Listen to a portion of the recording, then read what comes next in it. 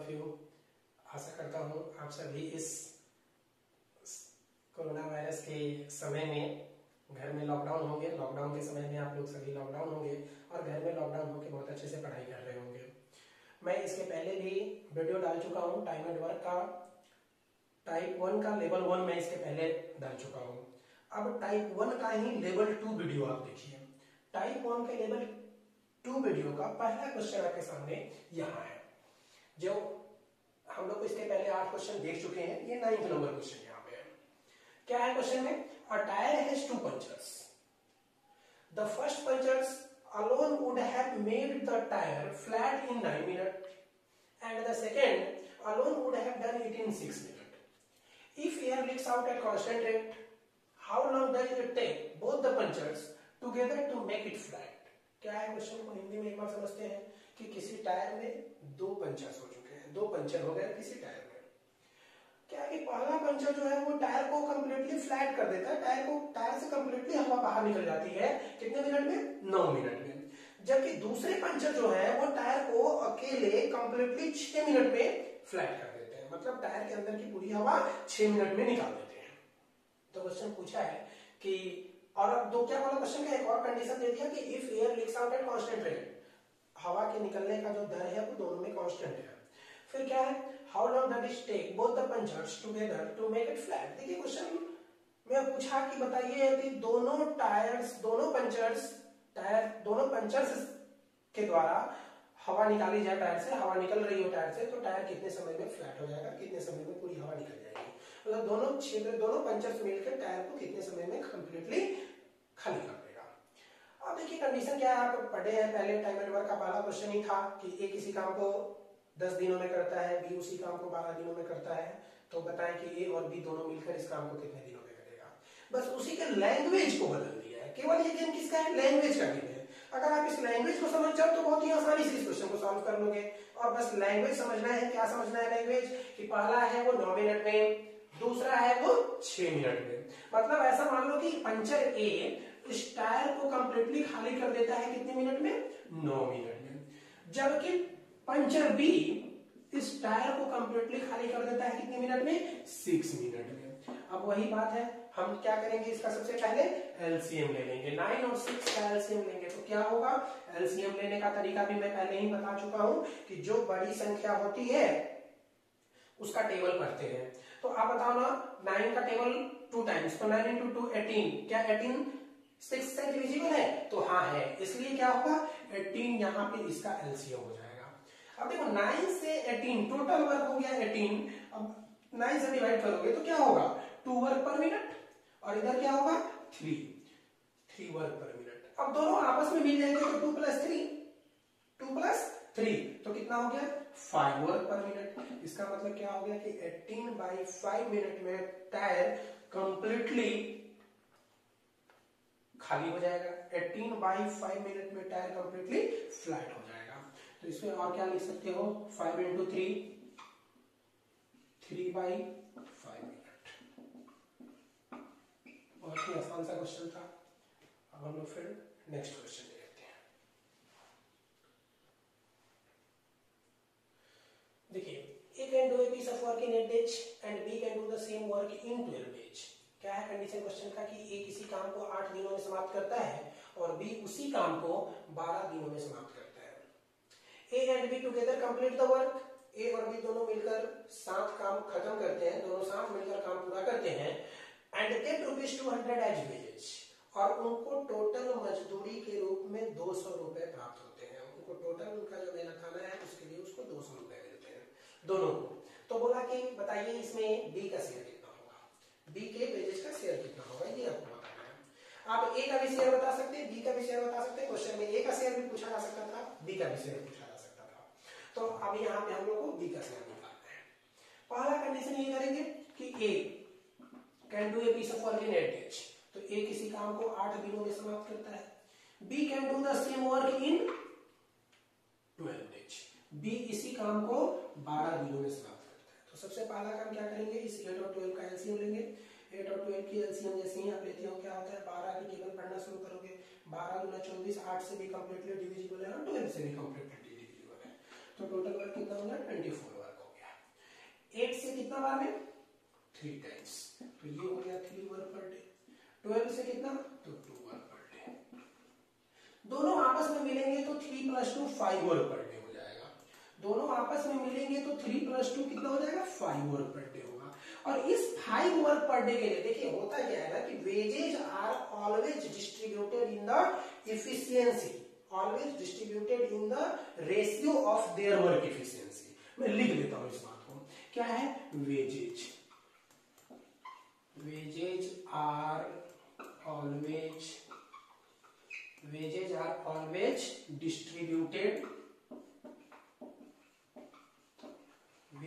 are always distributed in the ratio of their work efficiency।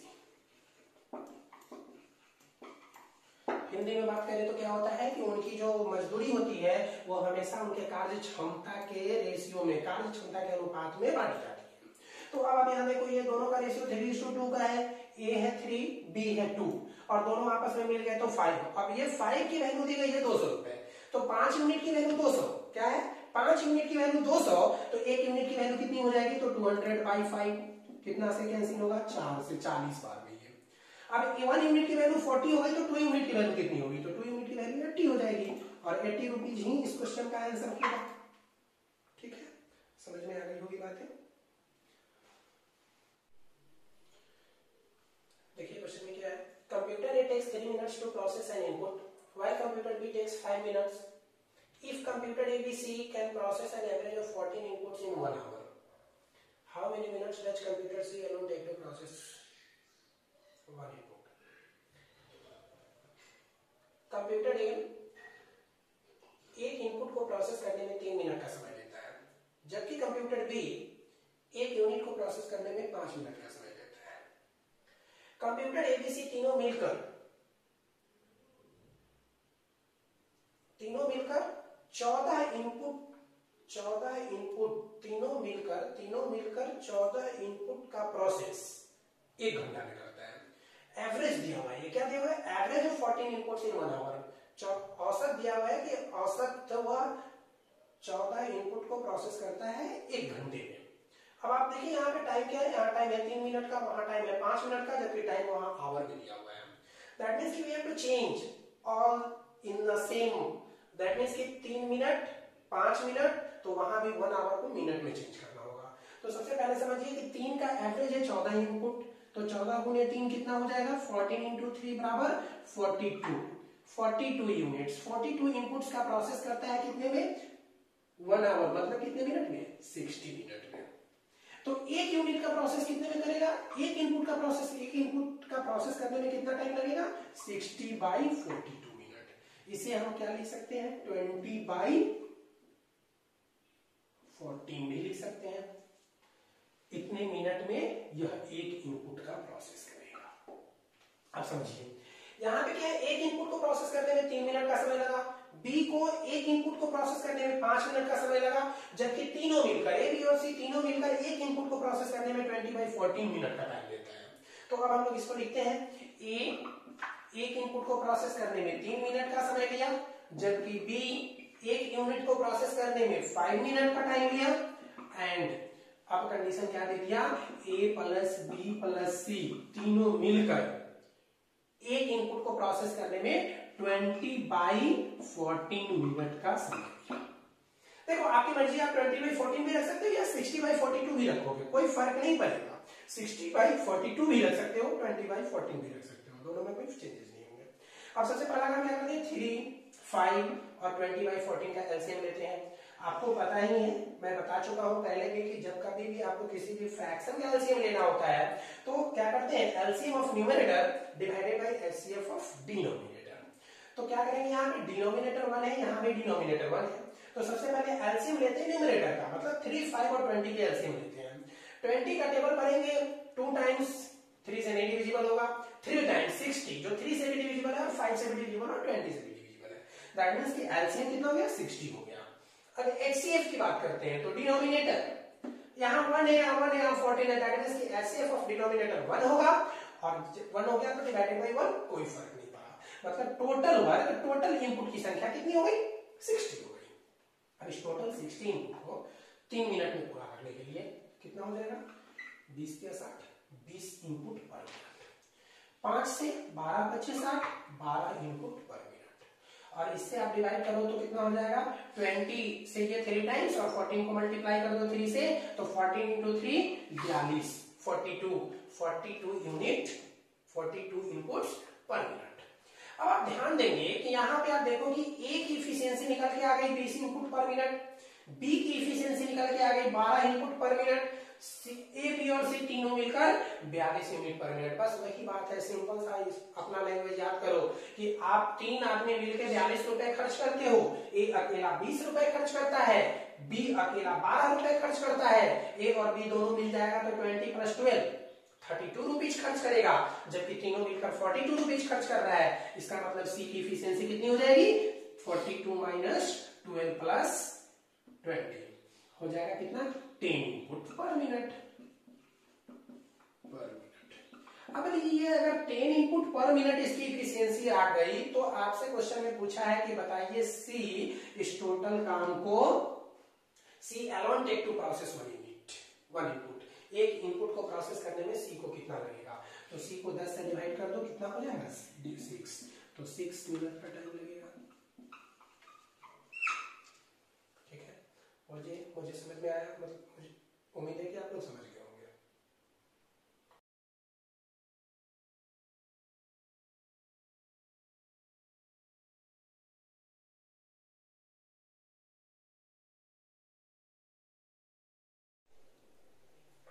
देखिए question क्या है? P, Q and R are 3 printers. They can print 216 pages in 4 hours. In 1 hour, R can print as many pages as more than Q. As Q can print more than P. R can print as many pages in 5 hours as P in 7 hours.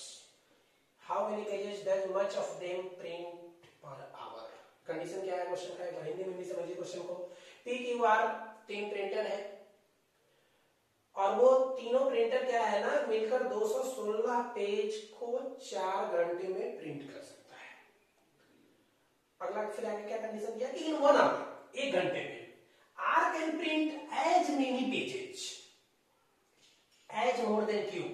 मतलब क्या है कि 1 घंटे में are Q से जितना ज्यादा print करता है, आर क्यू से उतना ही ज्यादा प्रिंट करता है जितना कि Q can print more than P, जितना कि क्यू पी से अधिक प्रिंट करता है। 1 घंटे में ये सारी बातें हैं। क्या कंडीशन है? पी, क्यू और आर की बात कर रहा है। यहां लिख देते हैं आर है, पी, क्यू और आर है, पी है, क्यू है और आर है, ये 3 बातें हैं। और क्या है? 1 घंटे में R can print as many pages as more than Q. R Q से जितना ज्यादा प्रिंट करता है, आर क्यू से जितना ज्यादा प्रिंट करता है, कितना ज्यादा प्रिंट करता है? तो क्यू जितना पी से अधिक करता है। मतलब पी से जितना ज्यादा क्यू प्रिंट करता है उतना ही ज्यादा आर जो है वो क्यू से अधिक प्रिंट करता है। ये है कंडीशन क्वेश्चन का। अब यहां बोला कि R can print as many pages in 5 hours. अब देखिए मान लीजिए कि आर 1 घंटा में आर पेज प्रिंट करता था। आर की एफिशिएंसी क्या मान लीजिए? आर की एफिशिएंसी मान लीजिए कि R page per hour print करता था।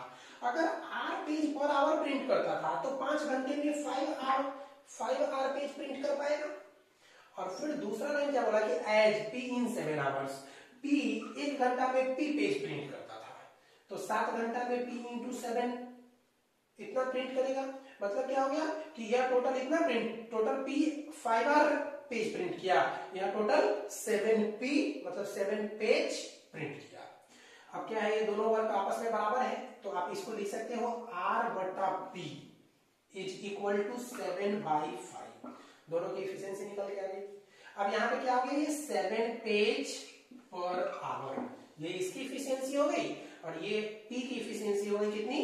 5 पेज पर आवर। ठीक, आर की एफिशिएंसी निकल के आ रही है 7 पेज पर आवर, पी की एफिशिएंसी निकल के आ रही है 5 पेज पर आवर। यहां हमको पी क्यू आर के बीच में रिलेशन देखना है। अब आर की एफिशिएंसी है 7, हम आर की एफिशिएंसी अगर यहां 7 हम फील कर दें, पी की इफिशियंसी है 5, तो P की इफिशियंसी यहां हम 5 फिट करते हैं। अब थोड़ा सा कॉमन सेंस लगाइएगा, कंडीशन क्या बोला है क्वेश्चन में कि R Q से उतना ही पेज अधिक प्रिंट करता है जितना कि Q P से अधिक करता है, Q P से अधिक पेज प्रिंट करता है।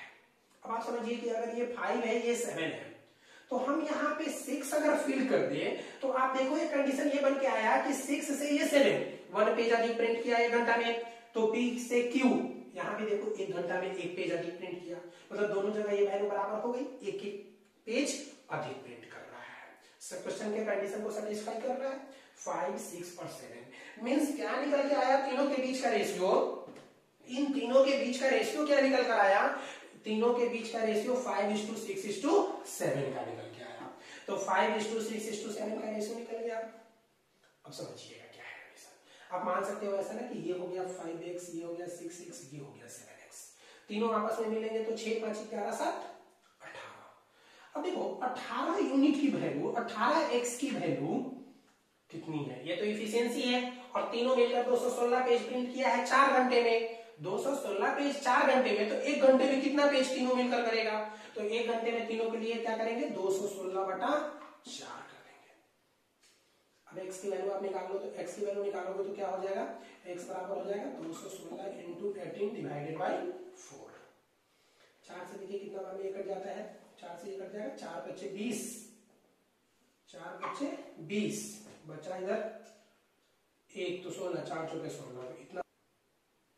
अब ध्यान दीजिए यहाँ पे 5x, 6x और 7x तीनों इफिशियंसी निकल के आ गई, तीनों का इफिशियंसी का रेशियो निकल के आ गया 5, 6 और 7, तो तीनों की इफिशियंसी टोटल मिलकर कितनी हो जाएगी, 6 + 5 + 11 मतलब 18। 18x की जो वैल्यू है वो क्या दिया हुआ है, 216 पेज का टाइप करता है 4 घंटा में, तो एक पेज कितना, मतलब 1 घंटे में कितना पेज टाइप करेगा, 1 घंटे में कितना पेज टाइप करेगा, तो क्या हो जाएगा 216/4। तो 216/4 की वैल्यू कितनी होती है, 4 से आप देख लो काट के, 4 बचे 20, 4 चौका 16 होता है क्या, 54। अब देखो इस x की वैल्यू निकालने के लिए 18 से कितना बार में कैंसिल करेंगे, 3 बार में, मींस क्या निकल के आया, x की वैल्यू 3 निकल के आ गई। अब मुझे निकालना था कि p क्या निकालना है, how many pages does much of them point पर आवर प्रिंट पर आवर, प्रत्येक घंटे में वे सभी अलग अलग कितने पेज प्रिंट करेंगे।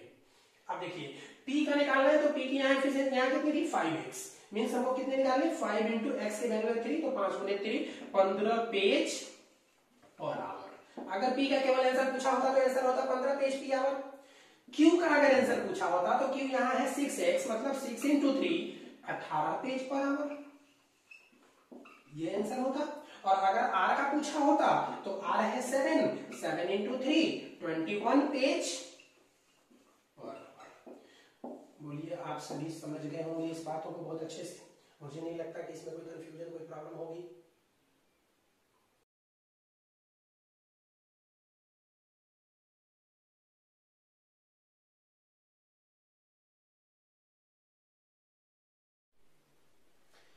देखिए क्वेश्चन में क्या है, in an organization there are 3 shifts of work for a day. The average working efficiency of the employee is 80%, 70% and 50% respectively during all the 3 shifts. A piece of work is completed in 60 days by the group of employees working in the first shift. If the work is done in all the 3 shifts, how many days does it take to complete the work? क्या है हिंदी में समझिएगा question को। यदि किसी organisation में 3 shift में काम होता है, किसी ऑर्गेनाइजेशन में एक दिन में 3 शिफ्ट में काम होता है, ऐसा हो सकता है 3 शिफ्ट को मान लो, जैसे एक मॉर्निंग शिफ्ट होगा, एक इवनिंग शिफ्ट होगा और एक नाइट शिफ्ट होगा, 3 शिफ्ट में काम हो रहा है। क्या है आगे, the average working efficiency of the employee is 80%, मतलब क्या है, जो मॉर्निंग में काम करेगा वो थोड़ा ज्यादा एफिशिएंसी से काम करेगा, तो वो अपने टोटल एफिशिएंसी का 80% एफिशिएंसी इस्तेमाल कर लेता है मॉर्निंग में, तो मॉर्निंग शिफ्ट में 80% एफिशिएंसी से काम कर रहा है। इवनिंग शिफ्ट में 70% एफिशिएंसी से काम कर रहा है, जबकि रात में काम करने वाले लोग अपने टोटल एफिशिएंसी का मात्र 50% ही एफिशिएंसी से काम कर रहे हैं respectively during all this 3 shifts, मतलब तीनों शिफ्ट में ये एफिशिएंसी हो गई तीनों का। A piece of work is completed in 60 days, यदि किसी काम को 60 दिनों में पूरा किया जाता है, किसके द्वारा, by the group of employees working in first shift.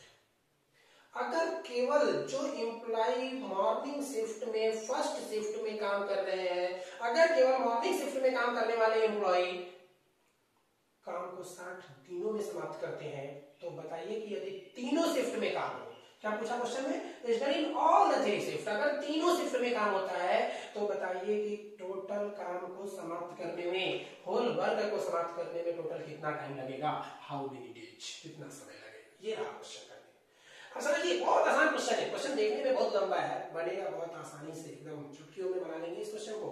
देखिए कैसे है, 80% मॉर्निंग शिफ्ट में है, मतलब फर्स्ट शिफ्ट 80%, सेकेंड शिफ्ट में कितना परसेंट है एफिशिएंसी, 70%, और थर्ड शिफ्ट में कितना परसेंट है एफिशिएंसी, 50%। तीनों का रेशियो निकाल लीजिए सबसे पहले, 10 से 10, ये 0 कैंसिल, रेशियो क्या निकल गया, 8:7:5। जो मॉर्निंग में काम कर रहा है उसकी एफिशिएंसी मान लो 8 वर्क पर डे है, 8 वर्क पर है, मतलब 8 वर्क है एफिशिएंसी, मॉर्निंग शिफ्ट मतलब 8 work first shift, morning shift में 8 एफिशिएंसी उसकी, सेकंड में 7 है और थर्ड में 5 है। अब देखिएगा ये 8 की एफिशिएंसी से काम करते हुए किसी काम को 60 दिनों में समाप्त कर रहा है, एक दिन में 8 काम कर रहा है, टोटल 60 दिनों में समाप्त कर रहा है, तो टोटल वर्क कितना हो जाएगा, टोटल वर्क जो होगा आपका, total work is equal to 8 into total time कितना, 60, ये हो गया टोटल वर्क। अब कंडीशन क्वेश्चन में क्या पूछा है कि यदि तीनों शिफ्ट एक साथ काम करें, तो केवल मॉर्निंग शिफ्ट में 8 काम होता था, सेकेंड शिफ्ट में 7 काम होता था, और थर्ड शिफ्ट में 5 काम होता था। तीनों आपस में मिल गए तो कितना काम होगा, 7, 5, 12, 8, 20, मतलब तीनों शिफ्ट के एम्प्लॉय एक साथ मिलकर काम करे तो पूरे दिन में 20 काम होता है। टोटल काम आपके पास 8 इंटू 60 है, डिवाइडेड बाय कर दीजिए 20, तीनों की एफिशिएंसी कंबाइंड एफिशिएंसी 20 की आ गई, 20 से 3 टाइम्स 8 इंटू 3 कितना डेज, 24 डेज। आंसर हो गया आपका। बताइए कितना आसान क्वेश्चन है।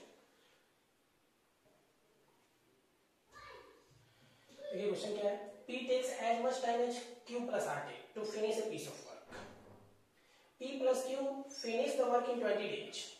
R alone can complete the same work in 30 days.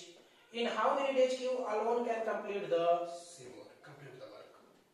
Hindi में क्या है कि P किसी काम को पूरा करने में उतना ही समय लेता है जितना Q plus R उस काम को पूरा करने में समय लेता है। यदि P plus Q उस काम को 20 दिनों में समाप्त करता है और R अकेला उस काम को समाप्त करने में 30 दिनों का समय लेता है, तो बताएं कि Q अकेला इस काम को कितने दिनों में समाप्त करेगा। सबसे पहला कंडीशन पे विचार करते हैं, ये इस पे हम लोग बात करते हैं। क्या बोला कंडीशन में, P takes as much time as Q plus R take to finish the work, मतलब P और किसकी बात कर रहा है, Q plus R की बात कर रहा है, मतलब टाइम के बारे में बोला है कि जितना टाइम P को लगता है उतना ही टाइम Q plus R को लगता है। मींस अगर P को उस काम को पूरा करने में 1 घंटा लगेगा तो Q plus R को भी उस काम को पूरा करने में 1 घंटा ही लगेगा। अगर P को 5 घंटा लगेगा तो Q plus R को भी 5 घंटा लगेगा।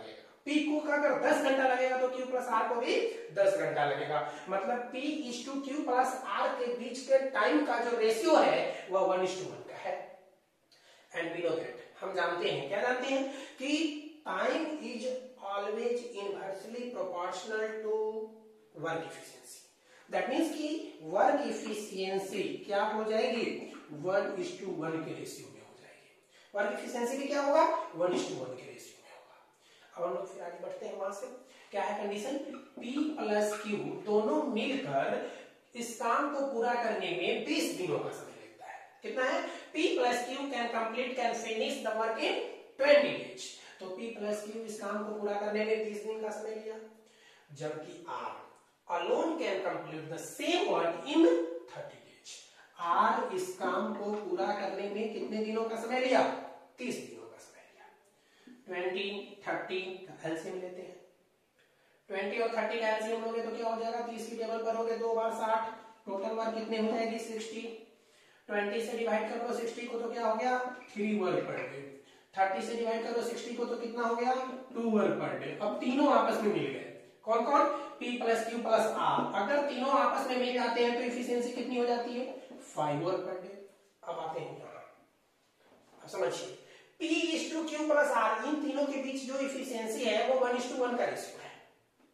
यहां अगर दोनों के बीच का रेशियो, तीनों के बीच का रेशियो देखें तो 1:1 का है, जबकि यहां तीनों की टोटल कंबाइंड इफिशियंसी की बात करें तो 5 वर्क पर डे की है। मतलब इन दोनों का अगर टोटल करो तो 2 यूनिट होगा, और इस 2 यूनिट की वैल्यू कितनी दी गई है? 5। तो 1 यूनिट की वैल्यू कितनी होगी बताओ? 5/2। 5/2 को हम क्या लिख सकते हैं? 2 whole 1/2 work per day. Q plus R तो यहां भी हो जाएगा 2 whole 1/2 work per day. Find किसका करना है? In how many days Q, that means we have to find the efficiency of Q। क्या निकालनी है? Q की एफिशिएंसी निकालनी है। अब Q की एफिशिएंसी निकालनी है और यहाँ Q प्लस R की कंबाइंड एफिशिएंसी दी गई है 2 होल 1/2। क्या समझे? Q प्लस R की कंबाइंड एफिशिएंसी दी गई है 2 होल 1/2। अब देखिए यहाँ R की अकेले एफिशिएंसी तो 2 वर्क पर डे दी गई है, R की अकेले एफिशिएंसी 2 वर्क पर डे दी गई है, और Q प्लस R दोनों की कंबाइंड एफिशिएंसी 2 होल 1/2 है। मतलब क्या है कि R अकेला एक दिन में 2 रुपया खर्चा करता है, और Q और R दोनों मिलकर एक दिन में 2.5 रुपया खर्चा करता है। दैट मींस कि R की एफिशिएंसी यदि 2 वर्क पर डे है तो Q की एफिशिएंसी 0.5 वर्क पर डे नहीं होगा क्या? बोलो समझे नहीं समझे? क्या होगा? Q की एफिशिएंसी 0.5 वर्क पर डे होगी। मतलब दोनों मिलके अगर 2.5 रुपए खर्च करता है, जिसमें पता चल गया कि R 2 रुपए खर्च करता है, तो Q 50 पैसा खर्च करेगा। अब यदि Q 50 पैसा खर्च करता है तो Q के पास टोटल 60 रुपए है। Q के पास टोटल 60 रुपए है, और अगर यह 0.5 खर्च कर रहा है तो इस पॉइंट को हटा दो, 10 लिख दो, 5 से 2 बार में कैंसिल कर दो, 120 डेज आंसर होगा। हमारी बात समझ में है? P complete half as much work as Q in same time. R complete the half as much work as P plus Q work together in same time. If R alone can complete the work in 60 days, in how many days they all can complete the work together? क्या है condition question का कि P किसी काम को पूरा करने में उतना ही समय लेता है जितना कि Q, मतलब टाइम को कांस्टेंट कर दिया और P और Q के बीच का एफिशिएंसी दे दिया। R complete half as much work as P plus Q work together in same time. एक निश्चित समय में R आधा काम करता है किसकी अपेक्षा? P plus Q की अपेक्षा। If R alone can complete the work in 60 days, यदि R उस काम को अकेला 60 दिनों में पूरा करता है, in how many days they all can complete the work together, तो बताएं कि ये तीनों मिलकर इस काम को कितने दिनों में समाप्त करेंगे। कंडीशन समझिए क्या है? P complete half as much work as Q, मतलब P और Q के बीच का वर्क एफिशिएंसी का रेशियो दे दिया है टाइम को कांस्टेंट करके। सेम टाइम मतलब 1 घंटा में P Q से आधा काम करता है। टाइम कांस्टेंट कर दो कि 1 घंटा हो, 2 घंटा हो, 3 घंटा हो, जो भी टाइम कांस्टेंट हो उसमें P क्या करता है? Q से आधा काम करता है। तो दोनों के वर्क एफिशिएंसी, वर्क की बात कर लो तो अगर यह 2 काम करेगा तो यह 1 काम करेगा, अगर यह 2 मिठाई खाएगा तो 1 मिठाई खाएगा, 2 रोटी खाएगा तो 1 रोटी खाएगा, 2 रुपए खर्चा करेगा तो 1 रुपए खर्चा करेगा। दूसरा condition, R completes half as much work as P plus Q work together। अब समझिए R की बात कर रहे हैं, सेम टाइम में P और Q मिलकर जितना काम पूरा करता है R इसका आधा काम करता है, तो दोनों मिलकर 2 + 1 3 काम कर रहे हैं। R की बात करेगा तो 3/2 हो जाएगा। बोलो समझ में आई बात? अब यहाँ 2 है, ले लो एफिशिएंसी, क्या करोगे? ये हो जाएगा 2:4:3 का रेशियो, 2:4:3 का रेशियो हो जाएगा। ये 2 इधर आके मल्टीप्लाई हो जाता है, 2 × 1 2:4, और यहाँ पे 3 हो गया। अब कंडीशन क्या है क्वेश्चन का कि if R alone can complete the work in 60 days, यदि R इस टोटल काम को 60 दिनों में पूरा करता है। अब यहाँ पे कंडीशन क्या है कि R की efficiency 3 work per day, R की एफिशिएंसी 3 वर्क पर डे है, तो टोटल वर्क कितनी होगी? टोटल वर्क हो जाएगी 3 वर्क पर डे की एफिशिएंसी से कितना दिन काम किया? 60 दिन। तो 3 × 60 ये टोटल वर्क हो गया। किसके लिए टोटल वर्क हो गया? 3 × 60। अब क्या फाइंड करना है हम लोग को? In how many days they all can complete the work together, that means we have to find in how much time, in how many days they all can complete the work together. तो सभी आपस में मिलेंगे तो तीनों की efficiency क्या हो जाएगी? 4 3 7 तो 9, तीनों को ऐड करेंगे तो एफिशिएंसी हो जाएगी 9 वर्क पर डे, और 9 वर्क पर डे की एफिशिएंसी से इस टोटल काम को समाप्त करने में कितना दिन लगेगा? 3 से ये कैंसिल होगा, 3 टाइम्स, और ये 20 टाइम्स,